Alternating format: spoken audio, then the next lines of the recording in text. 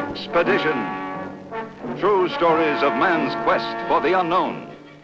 Through the steaming jungles. Across the burning desert. To the depths of treacherous seas. And to the highest mountains of the world. Expedition. Actual films of the great expeditions of our time, recorded as they happened. Your host is the famous deep-sea diver, author, and explorer, Colonel John D. Craig. And here is Colonel Craig. It's really great to be back with you again. And we're delighted to open our new series with a wonderful story of Africa's animals. That's where this youngster comes from. And it's hard to believe that when he grows up, he'll be about 10 feet long and weigh 400 or 500 pounds. That's a lot of animals. Tonight's remarkable expedition film is charming, but also frightening. While recording the life and death struggle of Africa's animal kingdom, Ronald Shannon was attacked by a lion. And you're actually going to see it. Now, on the lighter side, it's a pleasure once again to tell you that here's a word from Checkerboard Square.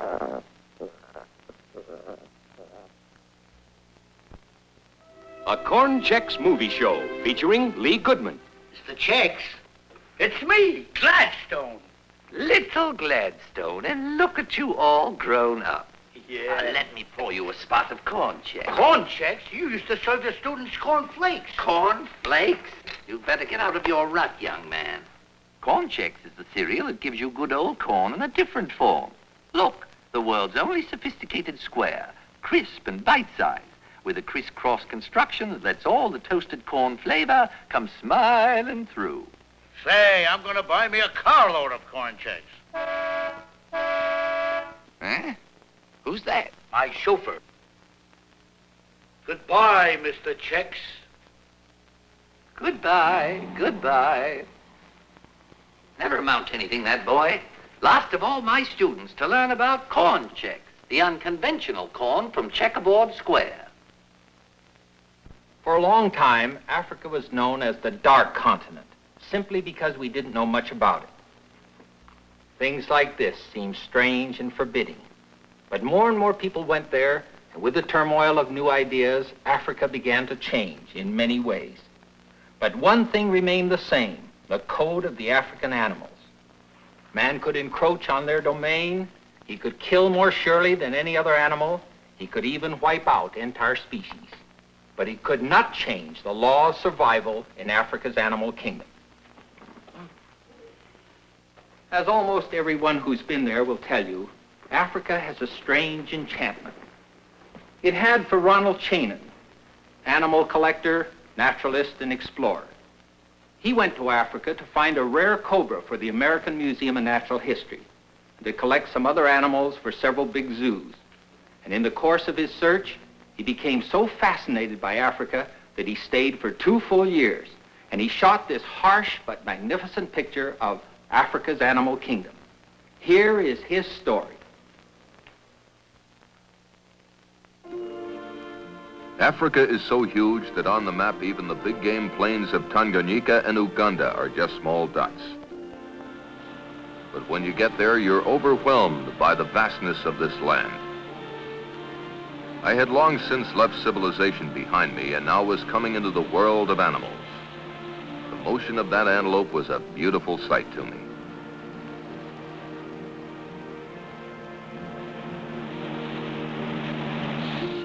I paused to look around. Rhinos peacefully strolling, antelopes flicking their tails.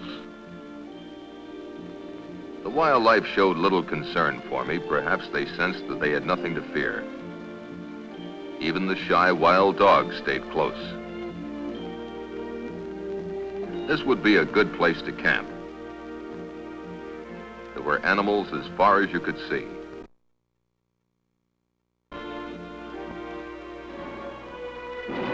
The next morning I had a real surprise. A large wild cheetah was on my truck. They caused so much damage in this district, we were asked to destroy them. But the cheetah was gone before I could get closer. Fortunately, cheetah feet are more like a dog's than a cat's. If they had sharp, retractable claws like true cats, the top might have been cut to ribbons. We left the rest of the fellows to finish a permanent camp and set out to see if we could find anything to collect. We took our cameras and a gun for protection. It was standard practice.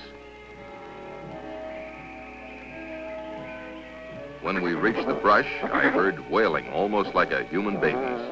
I followed the sound, and sure enough, babies, leopard kittens, barely 3 weeks old. Cats are so fiercely protective about their young that I wondered what had happened to the mother. It would have been very unpleasant to meet her now. But the kittens seemed abandoned, so I took them back to camp with me.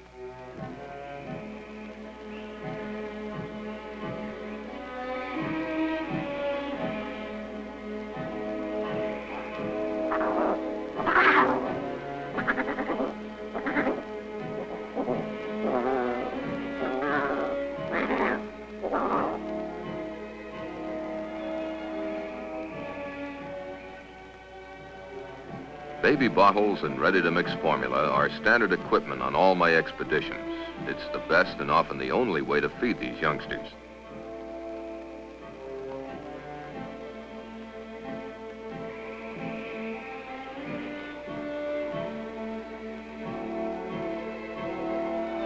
The little cats took eagerly to the bottle.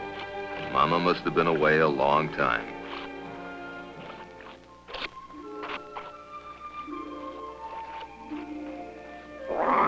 So began a friendship that lasted nearly 6 months until I returned home.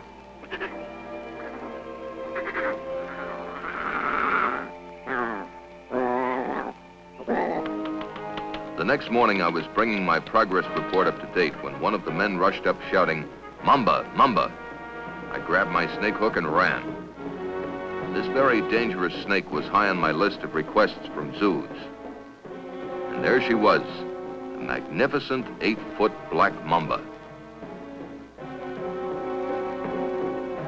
The mamba used the tree very effectively to protect herself against my snake hook.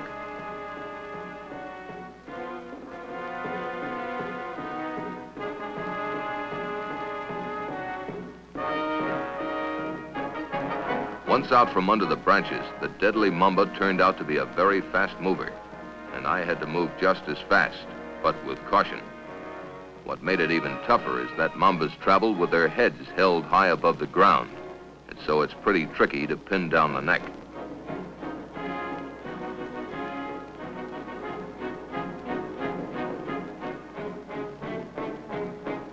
Got him.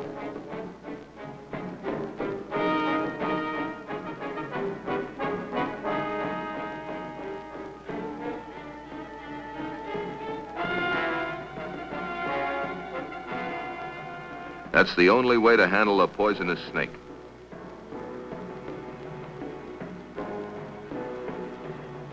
The next day we took our cameras and went out scouting for a pride of lions. We spotted an old fellow, only his head peering out from the rocks where he had gone for a little shade. We had to get by him. He let me come pretty close before he took off.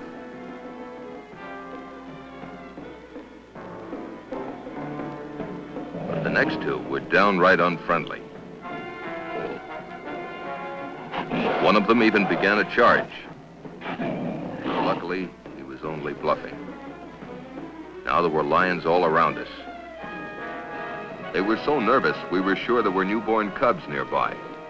But that day we saw none. We'd have to keep looking. And now we were so hot and tired, we followed this grand old fellow's example. We turned around and went home. After a while, you learn to ignore the flies. And you get so you don't even feel the terrible heat so much. Especially when finally one day you're rewarded with a wonderful sight like this.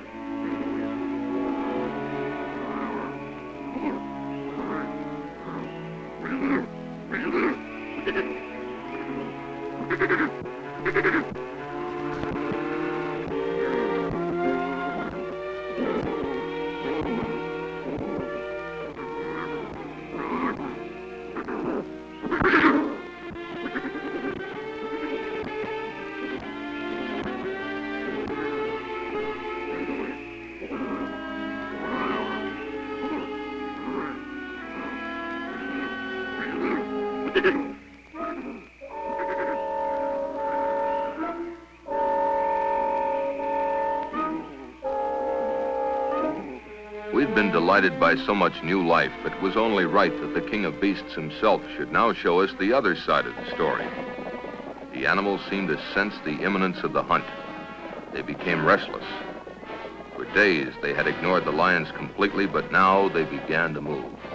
Mothers and cubs crowded together, hot, hungry, and waiting. Watching him, I wondered again that any man should want to turn such a magnificent animal into a lifeless trophy.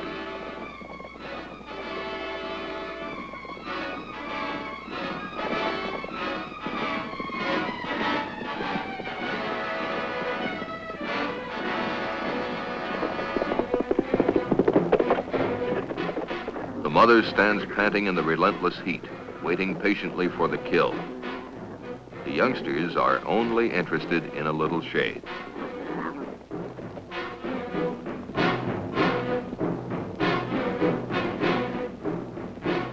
Final charge.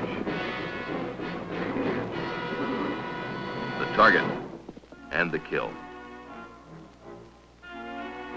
The whole family joins in the feast. Especially to the youngsters, life must seem very good. Every tummy was round and full. Drowsy with sunshine and good food, even the most playful had at last slowed down. I wondered if they knew that of all the youngsters in the animal kingdom, they enjoyed a measure of parental love and protection few others could match. I left them a little reluctantly and set out for my next project in Uganda. Bet you'd like to play with your cousins, wouldn't you? I'm going to put him away for a while because there's a scene coming up I don't want him to see. It might give him some bad ideas. But here's something you ought to see, and it's straight from Checkerboard Square. I'll bet you think it's easy to invent a breakfast cereal as light and delicious as Rice Chicks. You're wrong. And our inventor, Dr. Lightsig, can prove it. Hello there. Many years ago, my assistant Heinrich and I invented Rice Chicks model number 1. Delicious. But look, too light. 600 scientists went up in 1 week, including poor Heinrich. But here, many years and 2,000 scientists later, success. And that's the story of today's modern Rice Chicks. Good little crisp little waffles of toasted rice. Mm-hmm. And when you fix them up with milk and sugar, you'll find they've got a delicious, delicate flavor all their own. That's Rice Chicks, the light-sized, bite-sized cereal from Checkerboard Square. Heinrich, look, we did it.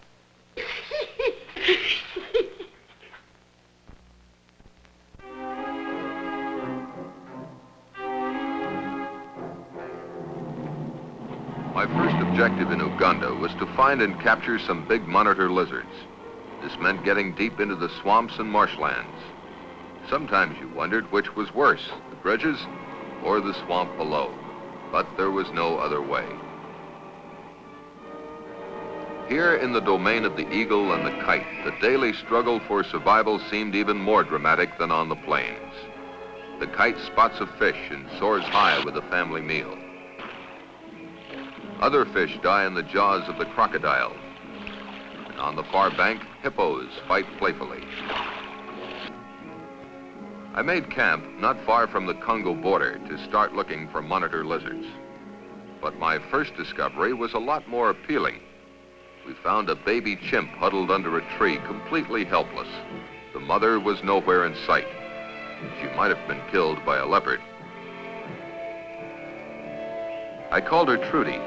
She immediately adopted me as a substitute mother and complained bitterly whenever I left her behind in the tent.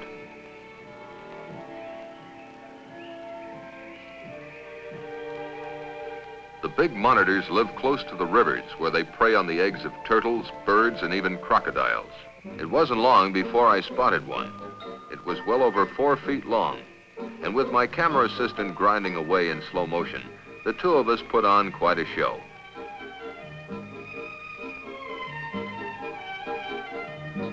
At times, you couldn't tell who was trying to capture whom.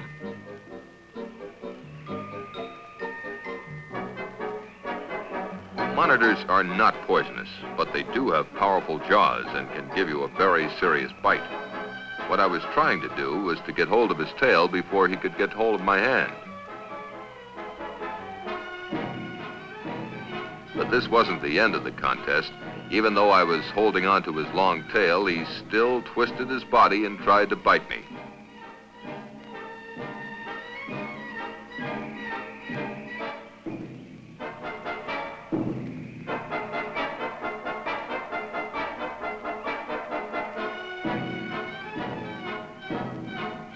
It was all over when I finally managed to get a good hold behind his head.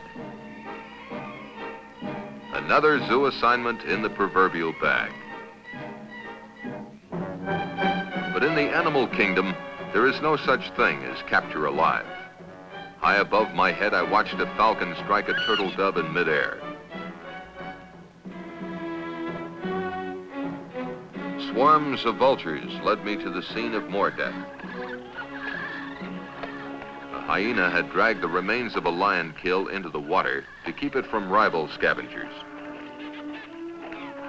A pair of jackals pace hungrily on the far side, too scared to come close enough for a bite.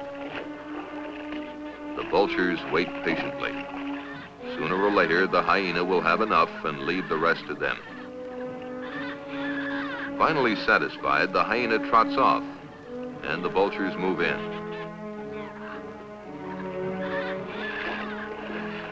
But full as she is, the hyena can't resist plunging back in just once more to take a swipe at the vultures.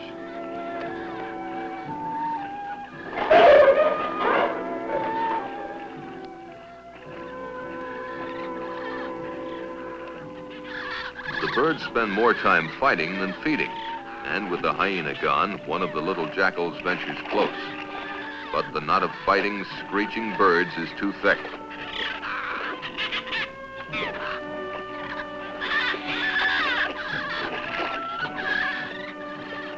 Big, ungainly marabou storks enter the fracas, an ugly scene of death and greed, and yet essential to the cycle of life. The carrion eaters are the garbage collectors of Africa, and with the beginning of the long and terrible drought, there would be much death for the scavengers to feed on. A hungry jackal tries again, but black against the white-hot sky, a powerful marsh eagle circles, and the jackal himself meets a swift and relentless fate.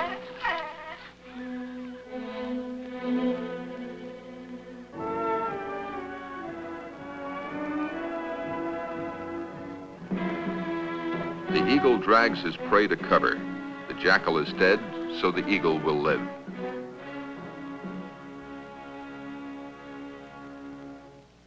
The African sun grew hotter and hotter. Lakes were shrinking fast. Slowly, the sun was burning the whole land to death. Watercourses dried up. Fish died by the thousands. Butterflies swarmed to every last bit of moisture. Hungry giraffes feed on the tiny leaves of acacias, unmindful of the sharp thorns.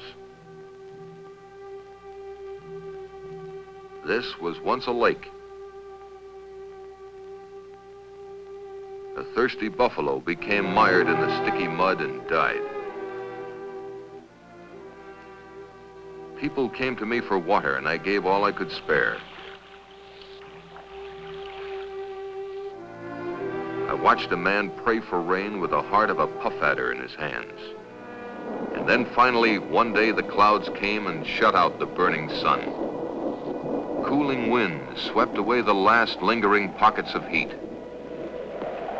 And the rains gave life again to the parched African soil.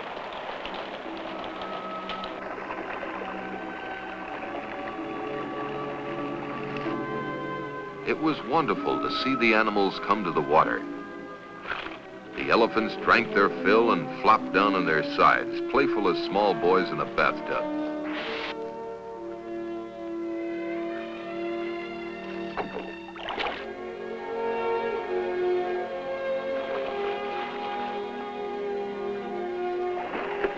UFOs splashed through the water like youngsters playing in the surf.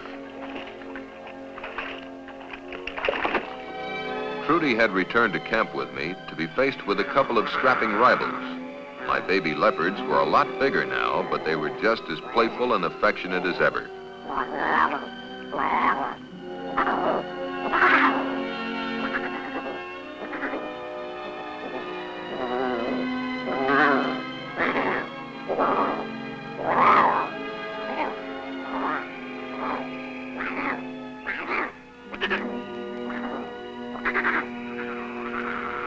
After all these months, I still hadn't made my most important catch, the rare cobra for the American Museum. Every day now we went out searching. Nothing. But on this day, we suddenly had an encounter we didn't expect. Dead ahead, an angry lion. He charged. I fired. The lion ran off. We followed, my cameraman covering as best they could. There was blood on the leaves. A wounded lion is dangerous, and now there was nothing to do but track him down and end his misery.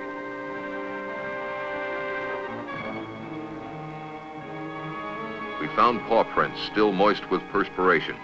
He was close.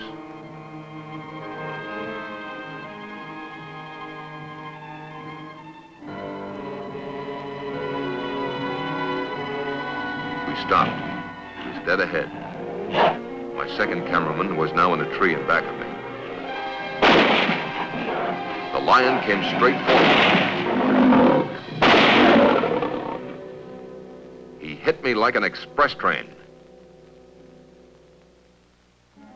When I had revived from the shock, I wondered why I was still alive. I discovered that of the last 3 shots, 1 had actually been fatal. At the moment the lion reached me, he was already dead. But his strong reflexes had carried him forward to the point of impact. He was a young lion in the prime of his life. I couldn't help remembering the happy lion family I'd filmed in Tanganyika, and I was genuinely sorry he had to die.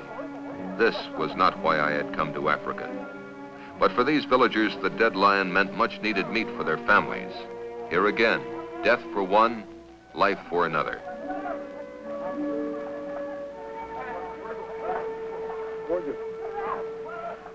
I had almost given up my search for the cobra when one day a young boy came running into camp saying he'd seen a snake that looked like the one I wanted. I took my snake bite kit and followed him. And sure enough, it was the right cobra. In my excitement, I'd forgotten my snake hook. I picked up a stick and wrapped my handkerchief around the tip. It was a makeshift way to distract this deadly snake so I could grab her behind the head.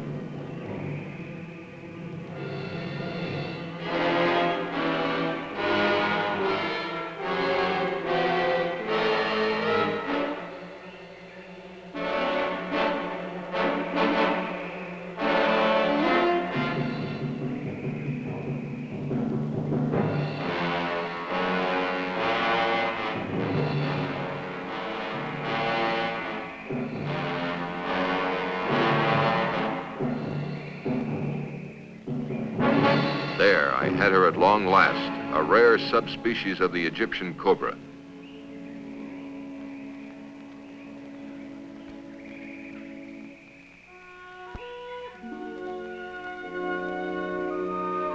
With the cobra ready for shipment, it was time to pack up. Another drought season was almost upon us, and I wanted to get my animals out before it hit.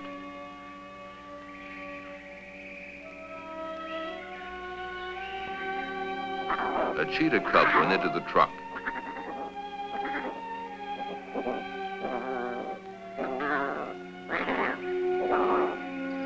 So did my collection of African parrots. Boxes of poisonous snakes, monkeys, lizards, and many other small animals. I said goodbye to my old friends. In the front seat, Trudy was waiting for me, insisting, as always, on helping me drive.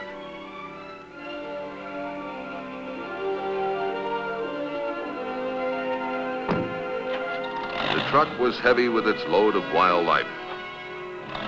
Almost every request had been filled.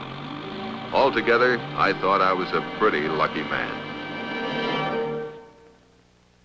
What a magnificent story that was. A life and death struggle in a world of animals. The law of the jungle is harsh, but the death of one means life for another, whether it's a beautiful little fawn eating shrubs and flowers or a lion killing a zebra. And when man, the hunter, intrudes with violence, he becomes part of that struggle and no different from any other animal. He kills or gets killed. We're very lucky that men like Ronald Shainin go out to preserve for us a record of the passing monarchy of the animal kingdom. For even in the vast continent of Africa, there's less and less room for wild animals. But we like to make room for our friends from Checkerboard Square. Then I'll be back with highlights from our next expedition. Once upon a time, in a far-off land, a handsome prince was climbing around one morning when whom should he chance to discover but the Sleeping Beauty herself. 'Twould seem he was about to kiss the fair maiden when along came breakfast time. "I wonder what taste-tempting treasures this here castle holds for breakfast," said he. Wheat chicks. Just the thing, methinks, a real grown-up cereal. For these brave little bite-sized biscuits of shredded wheat have a whole grain texture that keeps them crisp and crunchy even when they meet up with milk and sugar. "Zounds," said he, with his mouth full, "what a delicious grown-up flavor." But then a change came over him, for in days of yore, a man, and especially a prince, never got his own breakfast. "Hey, you, wake up." Bite-sized shredded whole wheat. That's Wheat Chex, the grown-up cereal from Checkerboard Square. Great for kids who want to be like grown-ups, too. That's our expedition next week to exotic Burma, and I know you'll enjoy it. Until then, this is John Craig saying thank you and good night. The Ralston Purina Company of Checkerboard Square has brought you Expedition.